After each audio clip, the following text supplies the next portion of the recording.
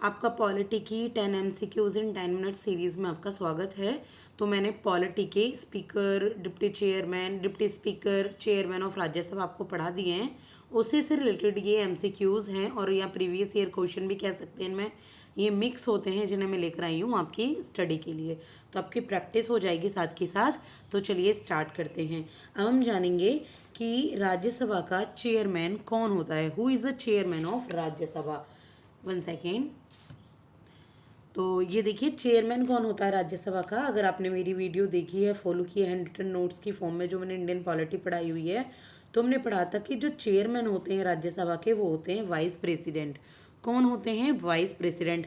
हमें पहले टाइम में इस बॉक्स को नहीं देखना, बल्कि पहले अपना माइंड यूज़ करके पहले देखना है कि कौन होते हैं हमारे राज्यसभा के चेयरमैन। ठीक है। इसके बाद देखेंगे who is competent to dissolve the Lok Sabha. Lok Sabha को डिसॉल्व कौन कर सकता है, कौन कॉम्पिटेंट है लोग राज्यसभा को डिसॉल्व करने के लिए। तो इसमें क्या है, ये आएगा नन ऑफ दीज। क्यों? क्योंकि राज्यसभा कभी डिसॉल्व नहीं होती। आप सबको पता है कि राज्यसभा के 2/3 मेंबर ये होते रहते हैं आपके हर 2 साल में कुछ मेंबर्स आपके रिटायर होते रहते हैं, तो ये कभी भी डिसॉल्व नहीं होती। इसके बाद the speakers vote in the Lok Sabha is called. जो स्पीकर की वोट होती है लोकसभा में वो क्या कहलाती है, बताइए। स्पीकर की वोट क्या कहलाती है लोकसभा में? देखिए स्पीकर वैसे तो वोट नहीं देते फर्स्ट इंस्टेंस में, तो स्पीकर सिर्फ देते हैं कास्टिंग वोट।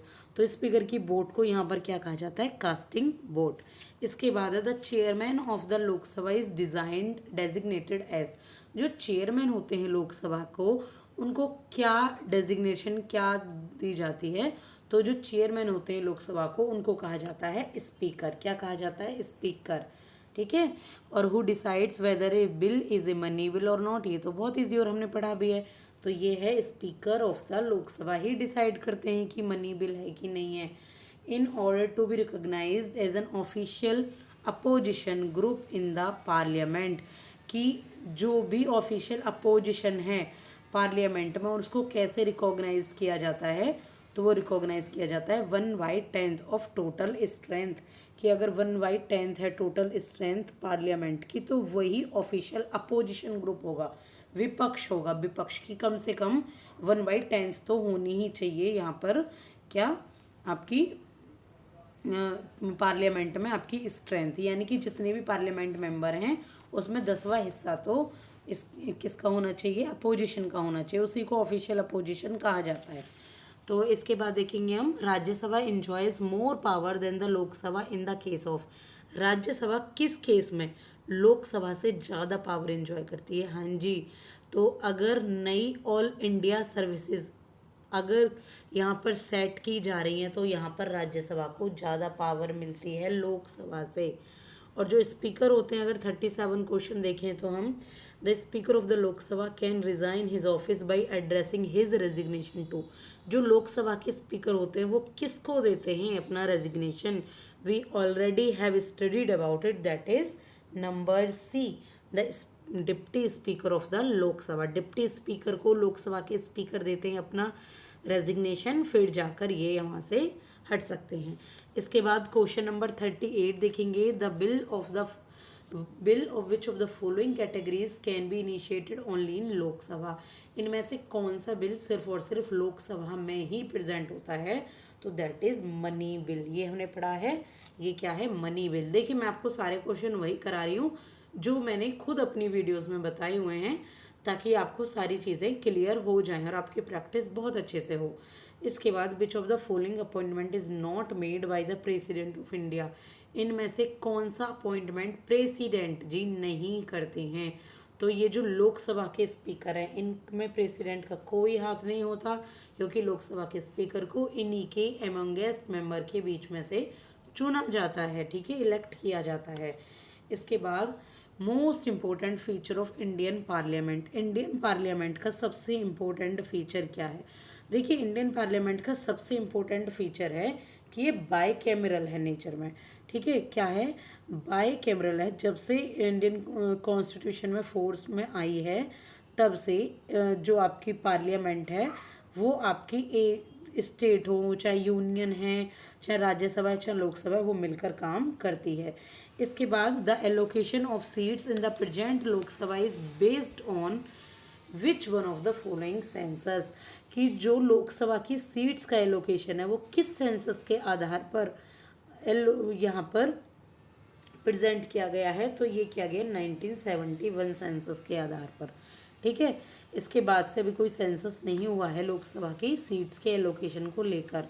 इसके बाद who among the following was not elected for 2 terms as the speaker of Lok Sabha, इसमें से कौन लोकसभा के स्पीकर में 2 बार स्पीकर नहीं बना लोकसभा का, तो वो है बलीराम भगत जी। ये 2 बार नहीं बने, बाकी सब 2-2 बार यहाँ पर लोकसभा के स्पीकर बन चुके हैं।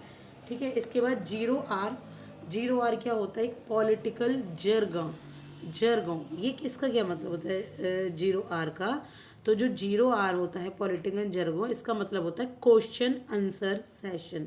क्या होता है, क्वेश्चन आंसर सेशन। ये ऐसा टाइम होता है जहाँ पर जो भी पार्लियामेंट के मेंबर हैं वो एक दूसरे से क्वेश्चन आंसर कर सकते हैं किसी भी बिल के रिगार्डिंग, और ये 12 बजे स्टार्ट होता है, दोपहर के 12 बजे। ठीक है, तो ये है अभी उतने ही क्वेश्चंस, थोड़े से मतलब ज़्यादा हो गए हैं, आई थिंक 3, 10 तो नहीं होते, 10 से कभी ज़्यादा होते हैं, कभी थोड़े कम भी हो सकते हैं, तो ऐसा कुछ नहीं है। तो चलो अभी टाइम है तो मैं कुछ क्वेश्चंस और आपको करा लेती हूँ जो इसी से रिलेटेड है। देखिए टर्म क्या है राज्यसभा के मेंबर्स की, तो देखिए जो टर्म है राज्यसभा के मेंबर्स की, पहली बात तो राज्यसभा एक परमानेंट हाउस है, वो कभी भी डिसॉल्व नहीं होता, लेकिन जो 1 मेंबर की टर्न है वो होती है 6 ईयर्स। ठीक है, लोकसभा के मेंबर की कितनी होती है 5 ईयर्स, और इनकी कितनी है 6 ईयर्स। इसके बाद क्वेश्चन नंबर 45, इनमें से कौन सा which of the following was not constituted as per mandate of constitution of India, इनमें से कौन सा कॉन्स्टिट्यूशन ऑफ इंडिया के अकॉर्डिंग नहीं बना, तो नीति आयोग। पता है नीति आयोग का कॉन्स्टिट्यूशन ऑफ इंडिया में कोई मतलब ही नहीं है कैसा भी। इसके बाद in terms of parliamentary terminology what do we call a rule of legislative procedure under which further debate on a motion can be stopped, तो ये है क्लोजर। ठीक है, पार्लियामेंट टर्मिनोलॉजी है एक क्लोजर, इसमें जितनी भी लेजिस्लेटिव प्रोसीजर हैं तो एक डिबेट होती है उनके बीच में, वो यहाँ पर स्टॉप कर दी जाती है कि आगे डिबेट ना हो, बस बहुत हो गया किसी भी बात के ऊपर चर्चा, तो दैट इज कॉल्ड क्लोजर। ठीक है, क्या कहलाती है क्लोजर। इसके बाद question number 47 is the government bill means A bill introduced by A, government bill किसको कहते हैं, गवर्नमेंट बिल कहलाता है जो किसी भी मिनिस्टर के द्वारा किसी भी हाउस में प्रेजेंट किया जा सकता है।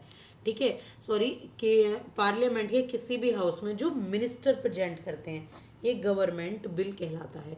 ठीक है, इसके बाद question number 48, when an ordinary bill is refer to a joint sitting of both the houses of Indian parliament it has to be passed by a, जब कोई भी ऑर्डिनरी बिल यानी कि सिंपल बिल है कोई भी और जॉइंट सिटिंग में ये इंडियन पार्लियामेंट के में रेफर किया गया है, तो ये किसके द्वारा पास होना चाहिए, कैसे, तो ये पास होता है देखिए सिंपल मेजोरिटी के द्वारा। जितने भी दोनों हाउस में मेंबर्स प्रेजेंट हैं, सिंपल मेजोरिटी, जिसकी ज़्यादा मेजोरिटी बिल को ज़्यादा मेजोरिटी मिल जाएगी वैसे वो पास हो जाएगा। इसके बाद है question number 49, joint parliamentary session in India chaired by the, जो जॉइंट पार्लियामेंट्री सेशन है वो किसके द्वारा चेयर्ड किए जाते हैं, तो ये किए जाते हैं, हमने पढ़ा है स्पीकर ऑफ द लोकसभा के द्वारा, कि जो लोकसभा के स्पीकर होते हैं वो जॉइंट पार्लियामेंट्री सेशन ले सकते हैं। इसके बाद हम 50 भी कंप्लीट कर लेते हैं। इससे क्या हुआ, आज हमने क्या कर लिया, आज हमने 50 क्वेश्चन 20 क्वेश्चंस कर चुके हैं हम एक 10 मिनट के सेशन में। इसमें है the member of the Lok Sabha from the union territories of India are, कि जो इंडिया की यूनियन टेरिटरीज है उसके जो लोकसभा के मेंबर्स हैं वो कौन होते हैं, लोकसभा के मेंबर्स यूनियन टेरिटरीज में, क्या प्रेसिडेंट उनको नॉमिनेट करते हैं, ये elected by the members of local body of the union territories, या डायरेक्ट इलेक्शन के द्वारा होते हैं, या chosen by direct election in Pondicherry where is nominated by the other territories. अगर हम इसका आंसर देखें तो नॉर्मली ये किसके द्वारा होते हैं, ये डायरेक्ट इलेक्शन के द्वारा चूज किए जाते हैं। ठीक है, लोकसभा के मेंबर किसके द्वारा, डायरेक्ट इलेक्शंस के द्वारा चूज किए जाते हैं। तो ये हैं अभी के लिए, आगे की वीडियो में फिर हमसे यही कंटिन्यू करेंगे।